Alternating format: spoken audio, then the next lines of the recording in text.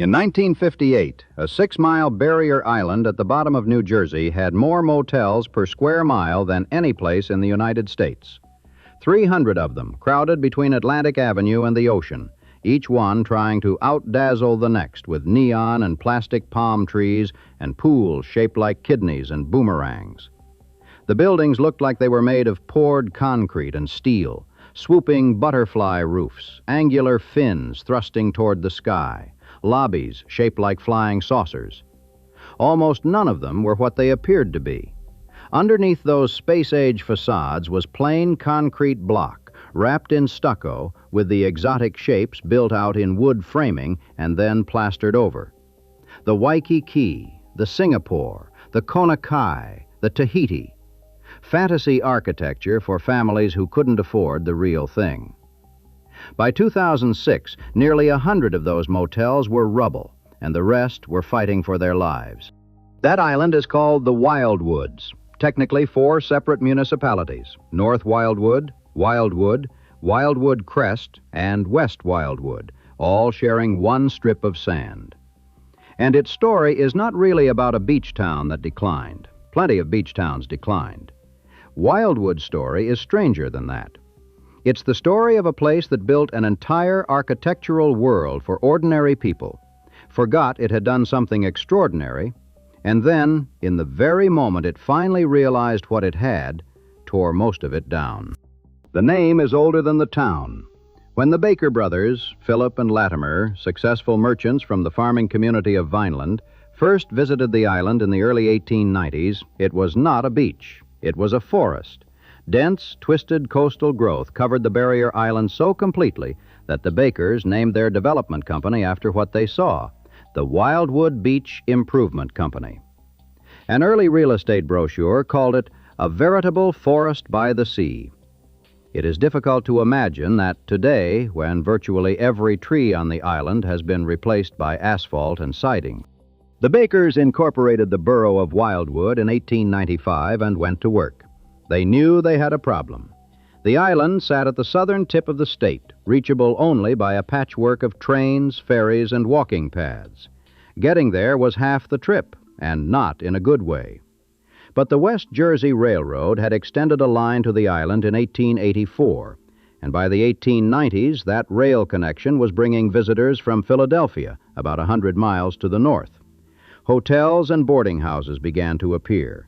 A boardwalk was built. Amusement piers followed. By 1910, Wildwood Crest had hundreds of homes, apartments, and hotels. The Bakers had been right. People wanted to come, if you could get them there. The real audience for Wildwood was not the wealthy. Cape May, just a few miles south, had been attracting the upper classes since before the Civil War. Presidents, Philadelphia society, old money. Atlantic City up the coast had the grand resort hotels, the famous boardwalk, the convention trade. Wildwood pitched itself differently. Its brochures advertised moderate terms and special rates. Its visitors were middle-class and working-class families from Philadelphia, Camden, Wilmington, factory workers, tradesmen, civil servants, the kind of people who saved up all year for 1 week at the shore. Wildwood would be their place. The Depression hit hard. Hotels emptied. Convention business dried up.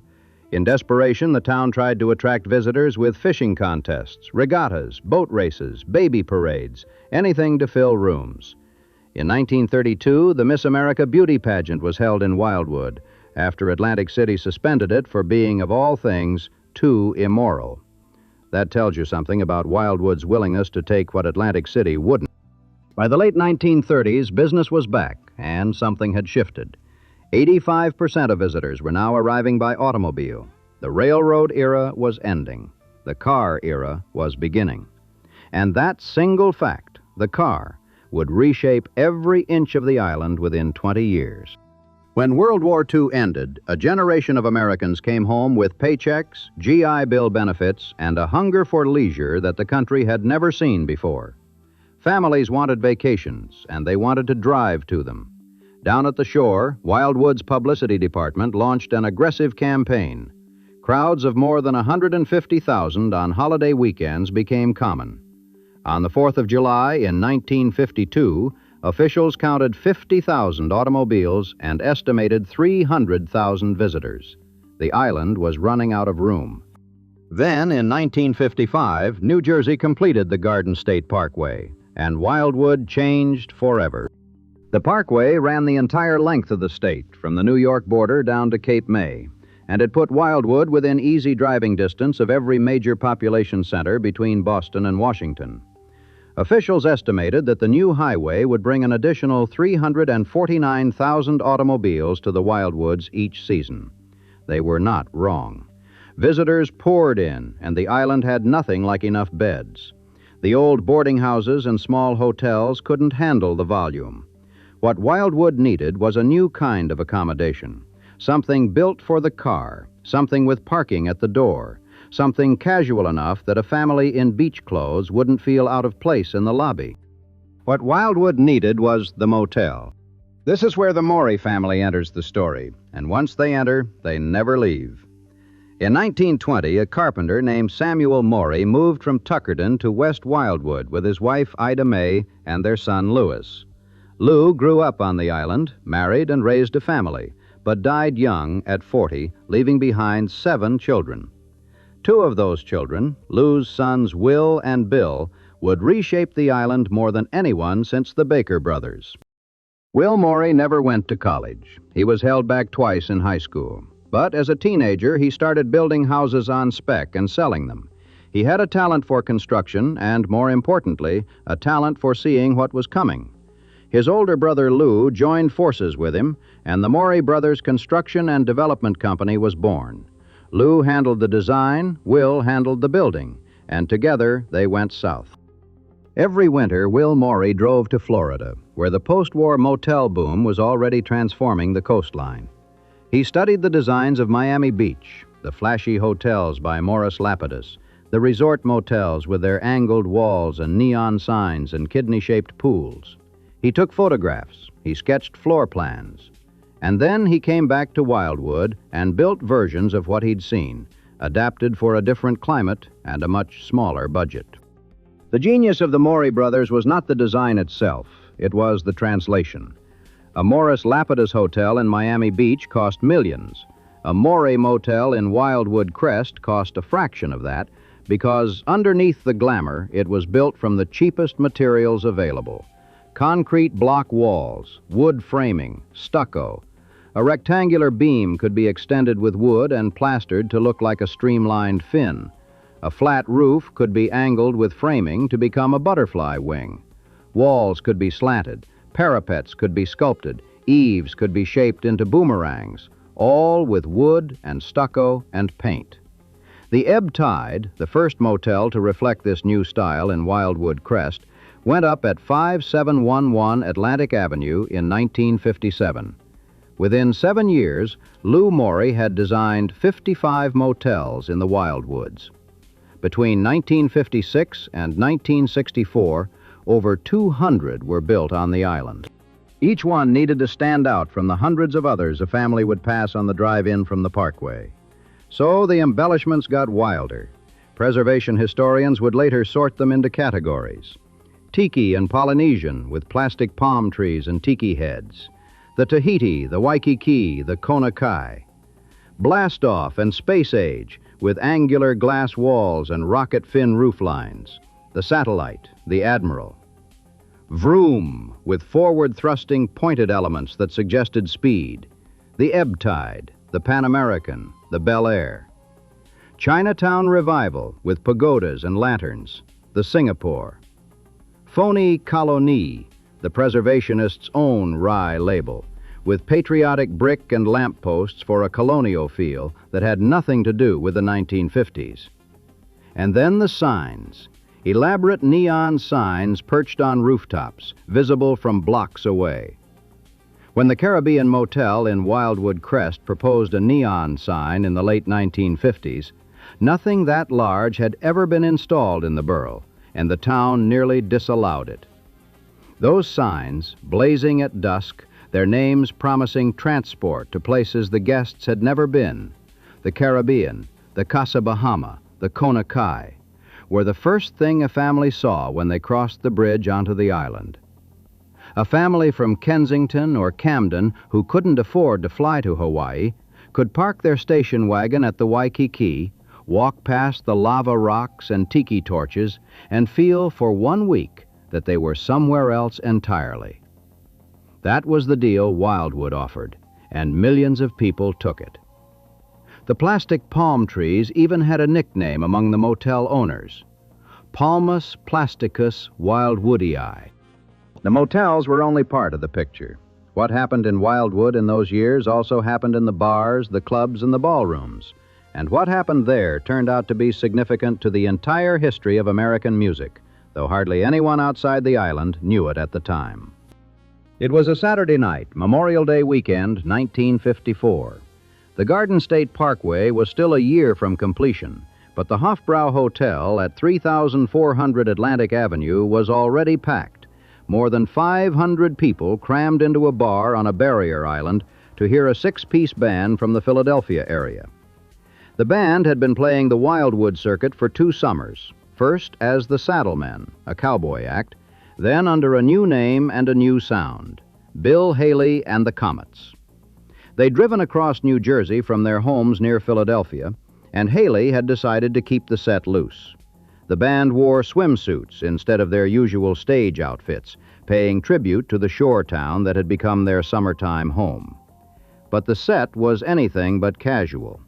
That night they played a song they had recorded in a New York studio just 6 weeks earlier, a recording session they'd nearly missed after getting stranded on a Delaware River sandbar during the ferry crossing, but had never performed live. The drummer, Dick Bocelli, cracked his snare, and the crowd went wild. The first crack of the drums and the kids went crazy, Bocelli recalled decades later. They were up on the floor dancing around. We knew what to do, just lay the beat down. The song was Rock Around the Clock. It sold 75,000 copies that spring and summer, a firecracker with a delayed fuse. The next year, it was played over the opening credits of the 1955 film Blackboard Jungle, spent 8 weeks at #1 on Billboard, and became arguably the most important rock and roll record ever made. Its first live performance had been in a hotel bar in Wildwood, New Jersey. Ironically, the song's success broke up the original Comets lineup. Rejected in their bid for a raise, Bocelli, bassist Marshall Lytle, and saxophonist Joey Ambrose left the group after performing at Hunt's Pier in Wildwood on Labor Day 1955. Their last show together was on the same island where they'd made history a year before. The hotel is gone now. The music kept coming. Throughout the mid-1950s, the Riptide, the Rainbow Club, and dozens of other venues booked some of the era's most exciting performers. In 1957, Dick Clark held record hops in Wildwood, and the first national broadcast of American Bandstand aired live on ABC from Wildwood's Starlight Ballroom on August 5th. In the summer of 1960, Chubby Checker introduced The Twist at the Rainbow Supper Club, weeks before performing it on Clark's nationally televised Saturday evening program and launching a dance craze that took the world by storm. Entertainment booking agents started calling Wildwood Little Las Vegas. You could catch Little Richard at the Mardi Gras, Jerry Lewis at the Manor Supper Club, Tony Bennett at the Bolero. And a 1948 liquor law loophole had given the city of Wildwood 61 liquor licenses, far more than the usual 1 license per 3,000 residents, which meant there were more places to drink per capita than almost anywhere in the state. The nightlife wasn't incidental to Wildwood's appeal. It was the appeal. The beach brought families during the day, but the clubs and the music and the 61 liquor licenses kept them and everyone else there at night. But there were 2 Wildwoods. Railroad tracks ran along New Jersey Avenue, and they divided the island as cleanly as any line drawn on a map. On the east side, the ocean side, the white neighborhoods stretched toward the beach and the boardwalk, the big motels, the famous clubs. On the west side of the tracks, from Davis Avenue to Schellinger Avenue, was a significant African-American neighborhood. In the summer, music echoed from the clubs along those streets. The Club Esquire, the Savoy, the Golden Dragon, the High Steppers Club.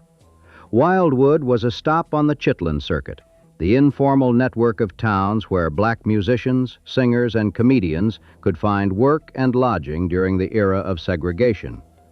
The performers who lit up the stages on the east side often couldn't stay in the motels there. One story, passed down in Cape May magazine, recounts Sammy Davis, Jr. being turned away from a motel in Wildwood Crest. He got into another motel, went on stage that night, and told the audience what had happened.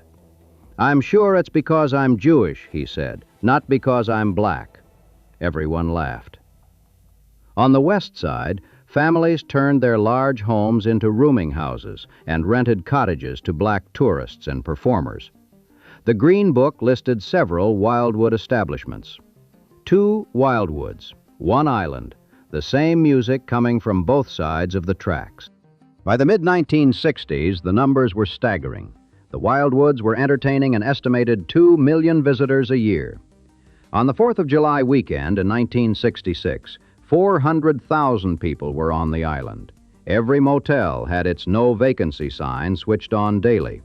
New motels were being built even as every existing one was full. Bobby Rydell's 1963 hit Wildwood Days had become the unofficial anthem, played on the boardwalk speakers on a loop, where every day is a holiday and every night is a Saturday night. Rydell's grandmother had run a boarding house in Wildwood. He'd spent every childhood summer on the island. The owners of Cameo Parkway Records knew he was the right voice for the song. It climbed to number 17 on Billboard. A mural of Rydell would later go up on the boardwalk. That mural is still there. And then, without any single catastrophic event, the Golden Age ended.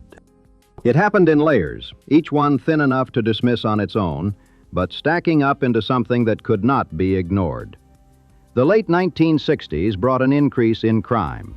Robberies, assaults, fights, drunk and disorderly behavior, and worse, that gave the resort a reputation it had never wanted.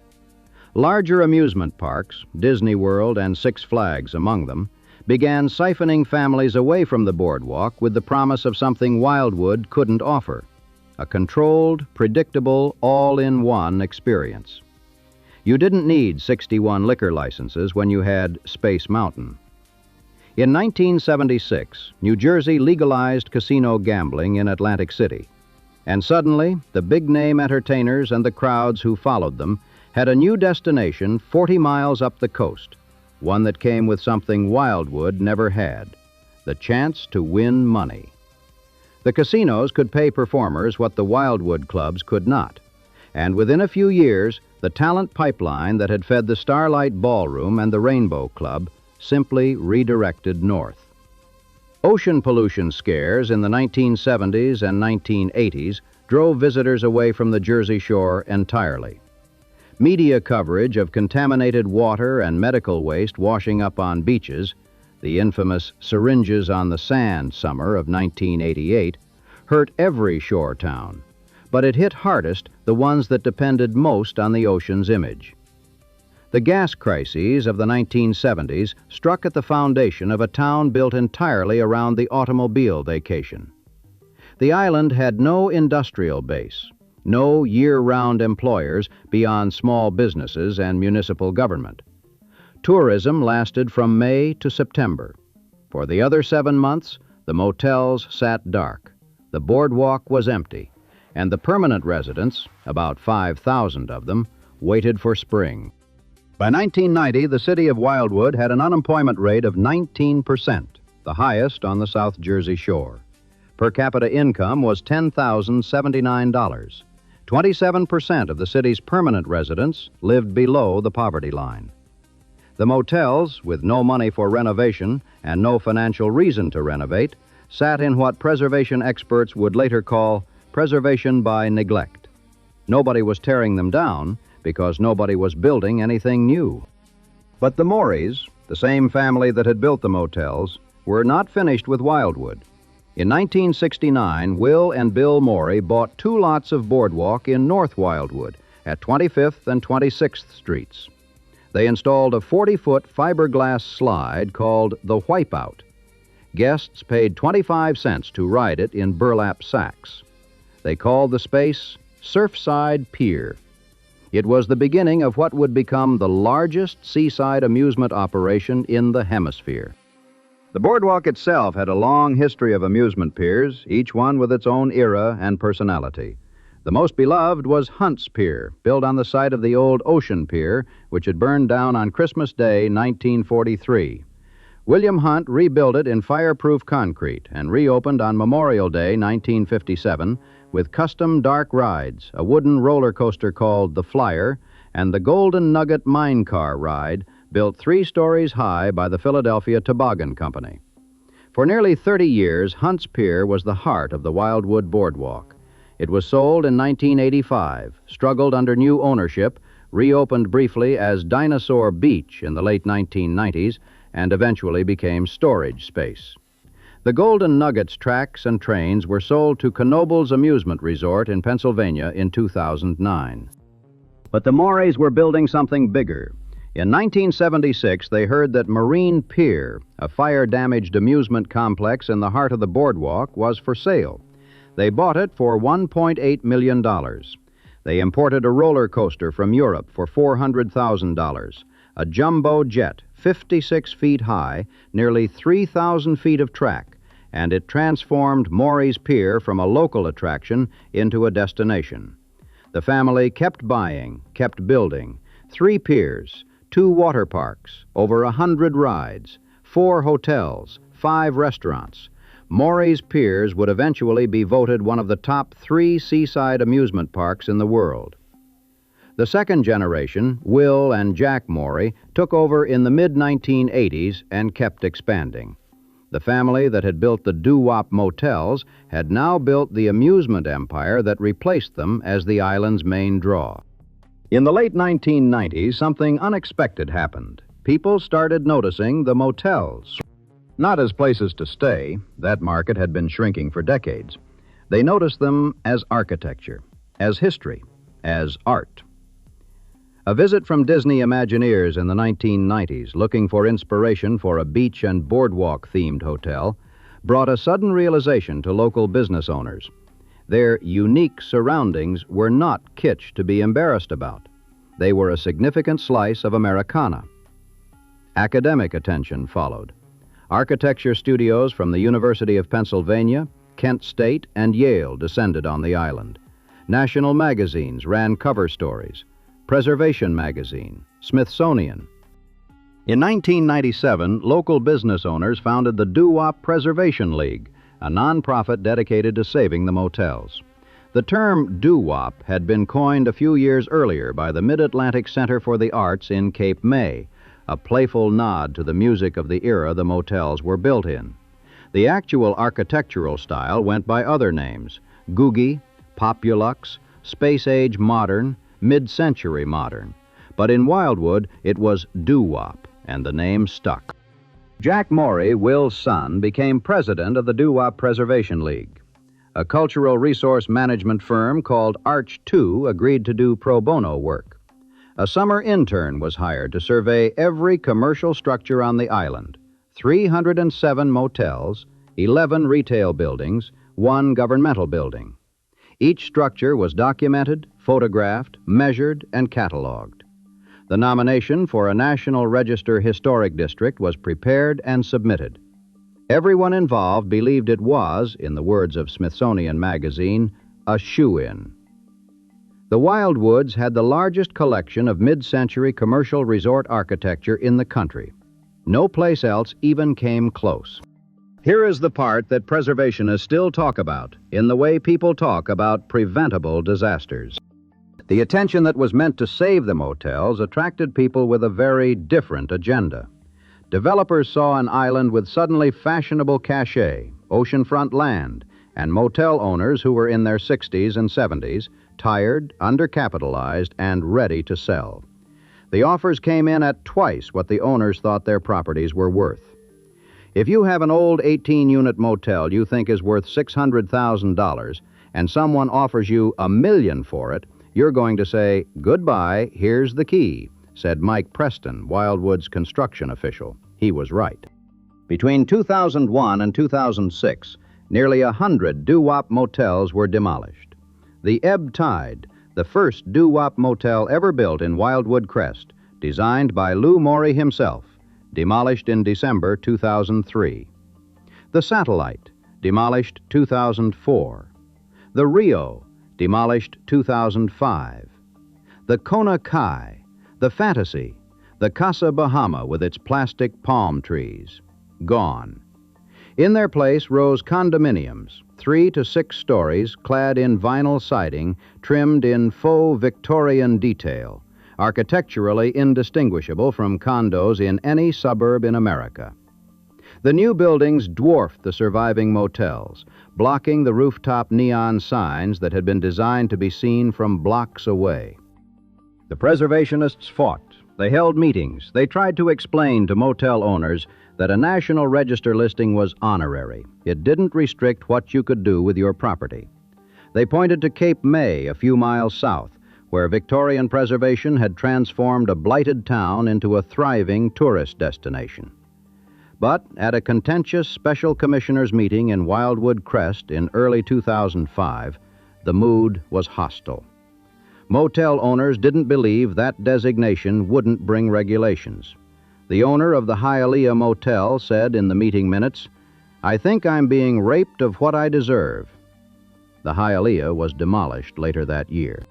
By 2006, the rapid destruction of the motels had put them on the National Trust for Historic Preservation's list of America's 11 most endangered historic places. But the damage was done. The boundaries of the proposed historic district had already been redrawn twice, shrinking from 43 blocks to 23 as demolitions ate away at the edges. The New Jersey Historic Preservation Office ultimately concluded that the integrity of the collection had fallen below the threshold needed for a cohesive historic district. The nomination was effectively dead. There is a museum now on Ocean Avenue, housed in a building that used to be the Surfside Restaurant.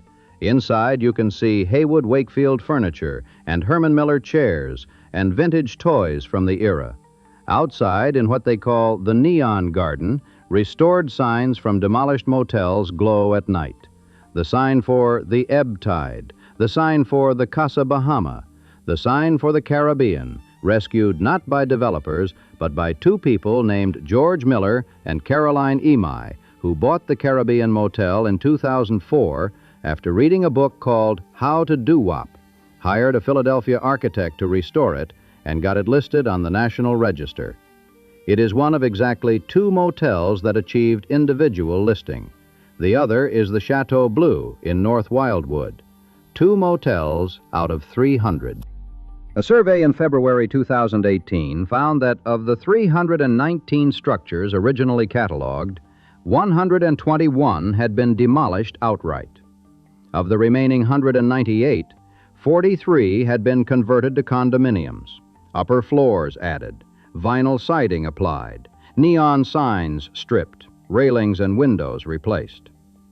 "The bones may remain," wrote preservation historian Stephanie Hoagland, "but the skin has been removed."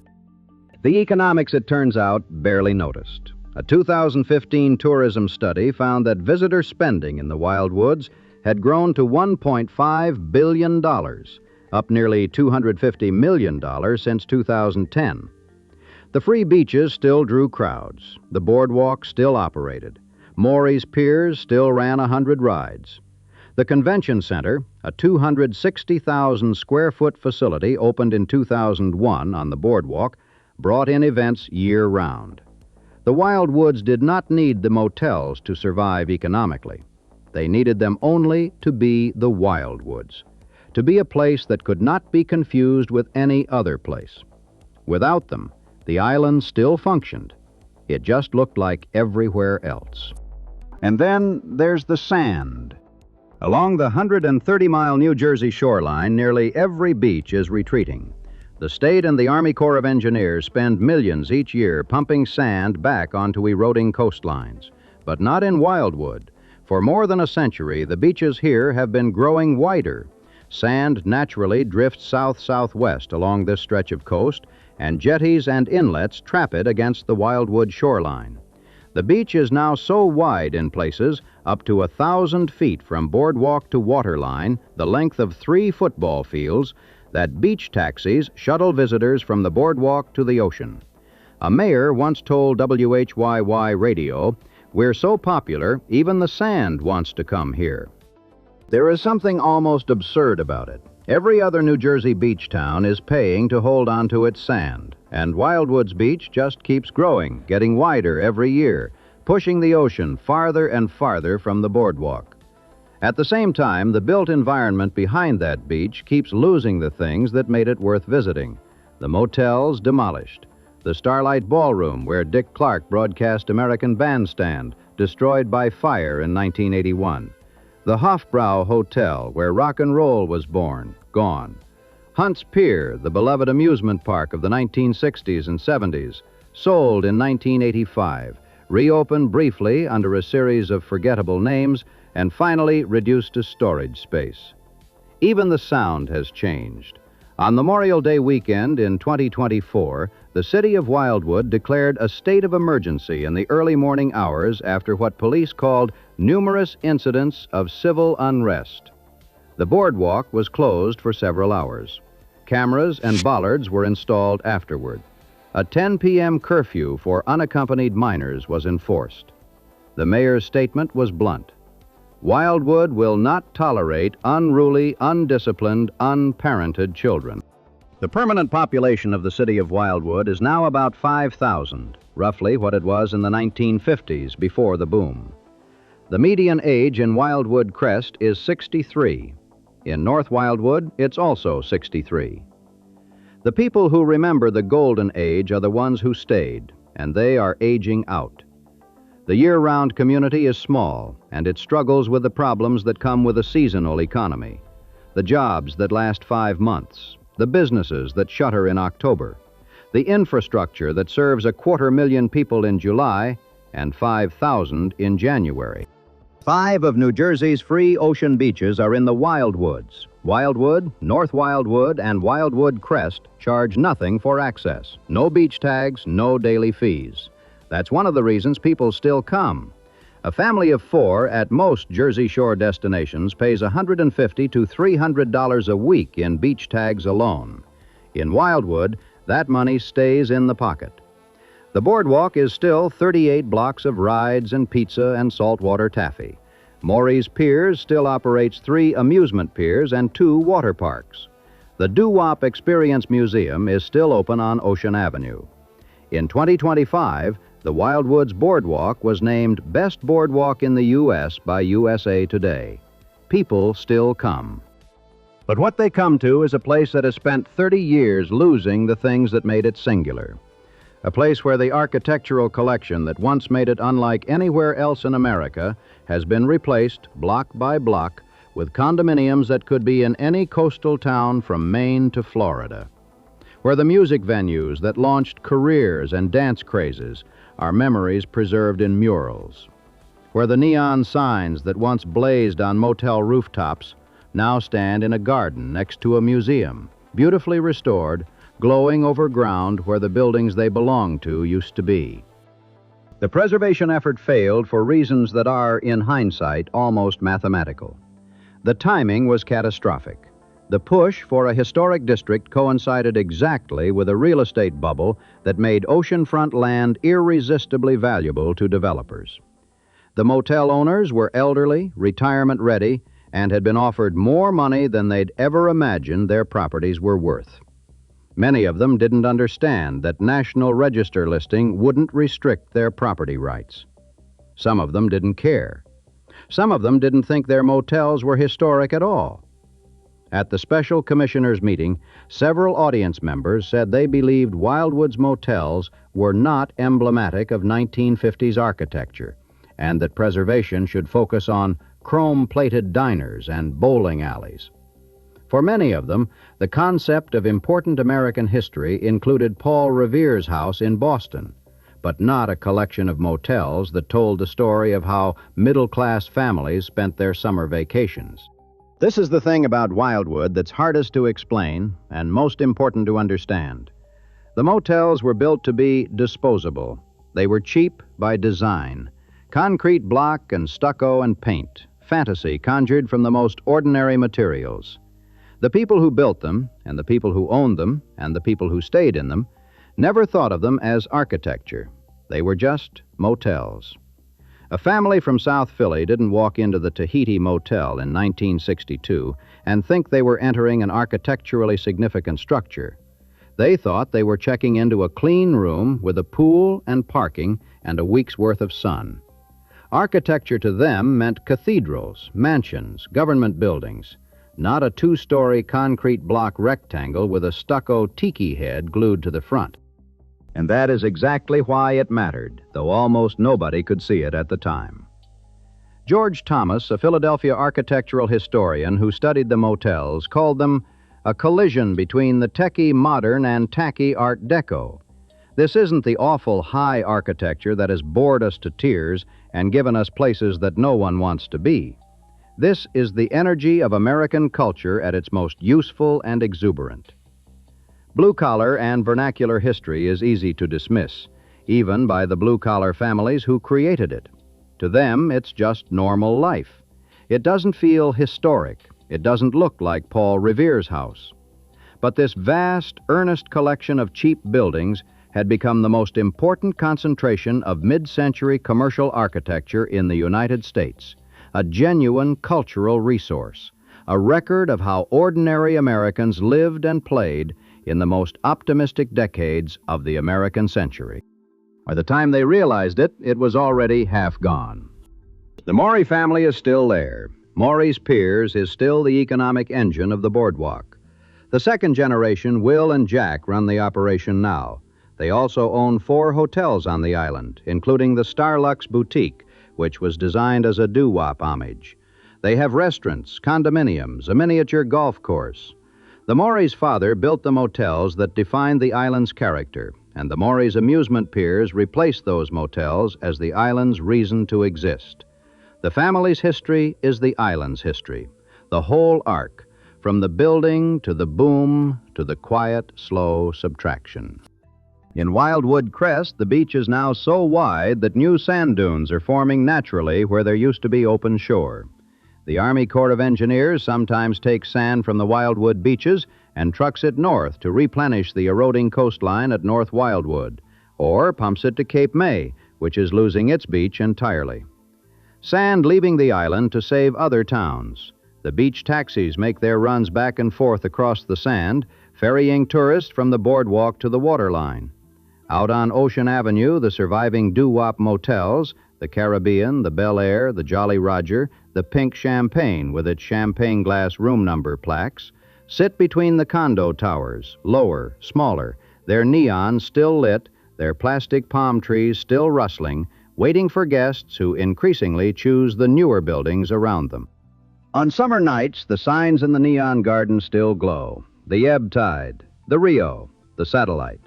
Signs for buildings that no longer exist, rescued and restored and wired to timers, turning on at dusk and off at dawn, illuminating nothing but the museum parking lot and the memory of what used to be behind them. Down the boardwalk, the speakers still play Bobby Rydell. Every day is a holiday. Every night is a Saturday night.